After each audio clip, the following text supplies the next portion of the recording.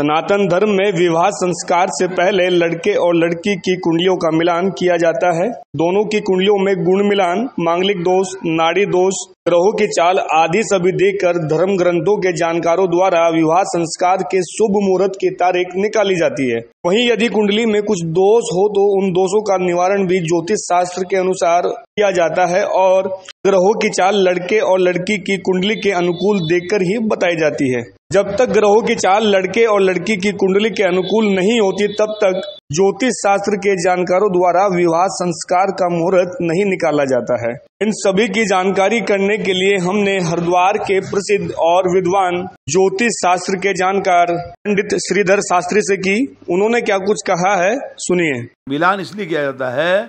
क्योंकि उनके ग्रह मिलने आवश्यक हैं।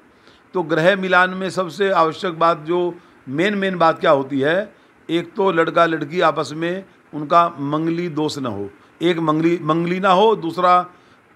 दूसरे का मंगल हो, एक का मंगली ना हो, ये विशेषकर बात मानी जाती है। इसके अलावा अगर कोई उच्च वर्ण का वर या कन्या है, उनका नाड़ी दोष लगता है तो नाड़ी दोष को भी विशेषकर माना है। उसमें बताया है नाड़ी दोषस्तु विप्राणाम, वर कन्या किसी भी वर्ण के हों, यदि उनमें आपस में कुछ इस प्रकार के परेशानियां हैं, कहने का मतलब ग्रहों के अनुसार राशि दोष है या कोई शत्रु राशि आपस में एक टकरा रही है, और कई ऐसे भी वर कन्या हैं जिनके विपरीत ग्रह होते हैं, एक शांत ग्रह का होता है, एक किसी के उग्र ग्रह होते हैं, तो ऐसे में विवाह नहीं करना चाहिए। यदि हम विवाह कर भी देते हैं तो उसमें कई परिणाम हमें दिखाई देते हैं, या तो उनका शीघ्र ही तलाक हो जाता है, या वे दोनों में से एक अस्वस्थ रहने लगता है, या आपस में वाद विवाद झगड़ा रहने लगता है, और आपस में ग्रह कलह का वातावरण बना रहता है। कुंडली को इसलिए देखा जाता है क्योंकि आपस में इनके ग्रह एक अनुकूल हों तो इनका